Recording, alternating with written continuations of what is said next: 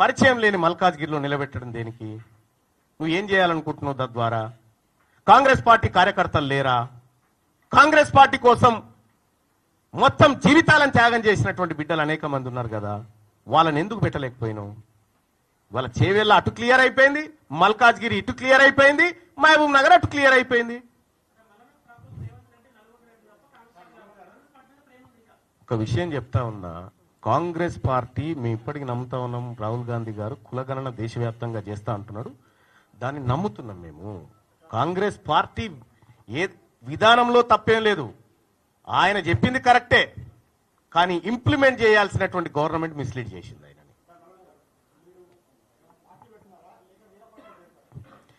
మేము పార్టీ పెట్టడం కానీ పార్టీలో చేరడం కానీ ఈ నిర్ణయాలు ఇంకా తీసుకోలేదు. మా మేధావి వర్గం అంతా, బీసీ మేధావి వర్గం అంతా కూర్చొని ఫస్ట్ ఈ ప్రజలకు ఏం కావాలనేటువంటి నిర్ణయాలు తీసుకుంటాం. అందులో మా పాత్ర ఎలా ఉండాలని మా మేధావి వర్గం డిసైడ్ చేస్తూ దాన్ని బట్టి ముందు.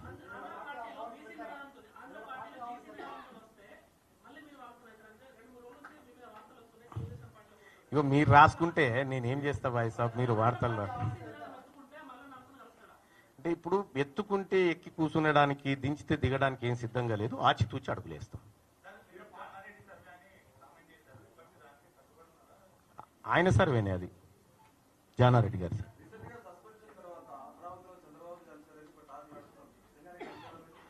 అనుకోరా, తప్పేమున్నది అట్లా.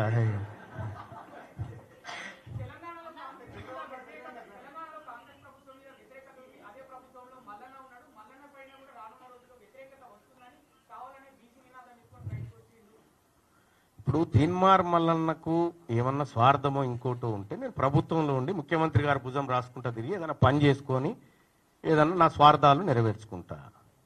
నేను క్లియర్గా ఓపెన్గా చెప్తా ఉన్నా, నేను చేరింది కాంగ్రెస్ పార్టీలో చేరింది ఈ ఒక్క హామీ కోసం చేరినా. తీన్మార్ మల్లన్న పని చేసుకోవడానికి అనేకమైనటువంటి అవకాశాలు ఇవ్వడానికి వాళ్ళు సిద్ధంగా ఉండే, కానీ నా అవకాశం ఓన్లీ బీసీ ప్రజల చైతన్యపరచడం ఒకటే. కాబట్టి ఏ స్వార్థం లేకుండా నికార్స్ అయినటువంటి బీసీ బిడ్డగా ఈ వర్గాల కోసం పనిచేయాలని నిర్ణయం తీసుకున్నాం కాబట్టే ఇటువైపు నిలబడ్డాం.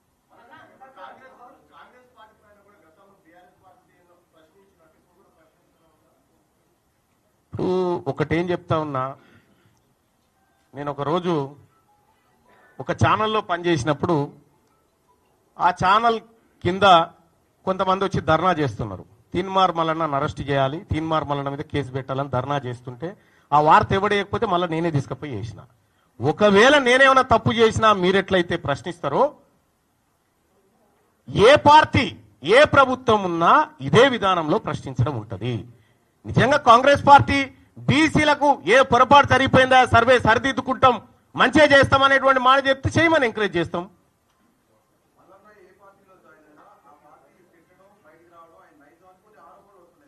మీరు అనుకుంటే నేనేం చేయాలి మరి?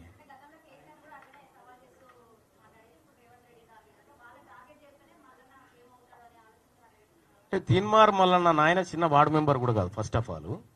రెండోది, తీన్మార్ మల్లన్న ఫేమస్ కావాలంటే ఎమ్మెల్సీ పదవో పార్టీలో చేరితే కాదు. ఆల్రెడీ తీన్మార్ మల్లన్న ఏందో తెలంగాణ ప్రజలకు తెలుసు. పక్కా జనరల్ సీట్లలో బీసీ అభ్యర్థులు ఉండబోతా ఉన్నారు.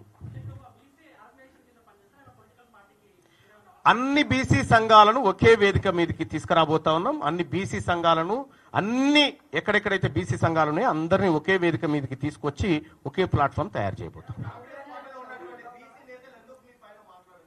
ఎవరు?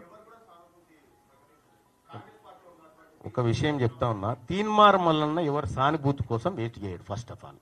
రెండోది, అట్లా మాట్లాడాలనుకుంటే హనుమంతరావు గారు మాట్లాడిండు, అంజన్ గారు మాట్లాడిండు, తర్వాత నిన్న మధు యాస్కి గారు మాట్లాడిరు.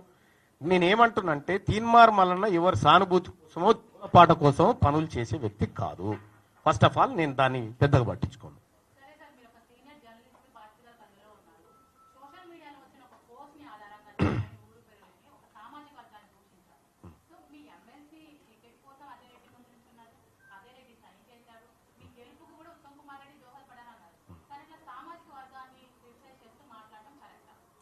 ఒకటమ్మా, మీరు నేను ఒకటి నేను ఆల్రెడీ దాని మీద క్లారిటీ ఇచ్చిన, కానీ ఒక మాట చెప్తా ఉన్నా, ఇప్పుడు కూడా చెప్తా ఉన్నా, బీసీలను కించపరిచినట్టు ఎవరైనా వ్యవహరిస్తే ఇప్పుడు కూడా చెప్తా ఉన్నాము, వదిలిపెట్టము. సేమ్ టైం మేము ఎవరిని అగౌరవపరచము. రెండో విషయం ఏంటంటే, అతను పెట్టిన అతని నెంబర్ ఉంది, అతనితో మాట్లాడడం రైట్. మేము అది ఆ తర్వాత నెంబర్ వచ్చింది నాకు. రెండో విషయం ఏంటంటే, బీసీలందరినీ మాట్లాడినటువంటి సందర్భంలో మేము మాట్లాడడం జరిగింది. మేము మాట్లాడింది కరెక్టే అని మీరు అనుకుంటే మేము దాన్ని వ్యతిరేకిస్తాం. ఎందుకు రాజీనామా బాస? నేను మాట్లాడాల్సింది చాలా ఉంది మండల్లో.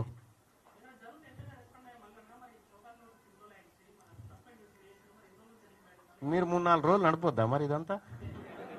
తీన్మార్ మల్లన్న కాంగ్రెస్ నుంచి వెళ్ళిపోయిండు, తీన్మార్ మల్లన్న కాంగ్రెస్ నుంచి బయటకు వచ్చిండు, జనసేన చీపు, టీడీపీ చీపు, కొత్త పార్టీ అని నడపాలంటే నేను మాట్లాడితే మీరు నడుపుతారా?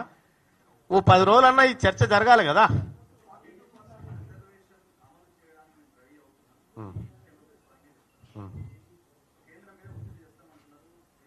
ఒత్తిడి ఏం లేదు, ఎందుకంటే ఇప్పుడు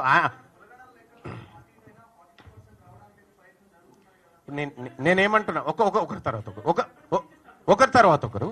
ఇప్పుడు నరేంద్ర మోడీ గారు నిధులు ఇవ్వడానికి సిద్ధంగా ఉన్నారు, ఆయనకు ప్రేమ ఉంది తెలంగాణ పట్ల అని రేవంత్ రెడ్డి గారు ఆయన మనసులో ఉన్నటువంటి మాటను తీసుకొచ్చి జనానికి చెప్పగలిగిండు. అదే ప్రేమతోటి, అదే ఆలోచనతోని వాళ్ళ 42% రిజర్వేషన్ కూడా ఆయన అమలు చేయిస్తాడు.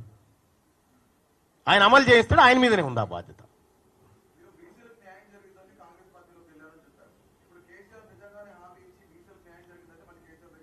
ఒక విషయం చెప్తా ఉన్నా, మాదే ఉయ్యాలనా ఈయన దాని తాడికి ఆయన దాన్ని తీడు కురికేయడానికి? మేము క్లియర్గా చెప్తా ఉన్నాం, మేము ఎవరిని మా భుజాల మీద ఎక్కించి తింపుకోవడానికి సిద్ధంగా లేము. మేము మా ప్రజలమైనటువంటి బీసీల మాకు మేమే మొట్టమొదటిసారిగా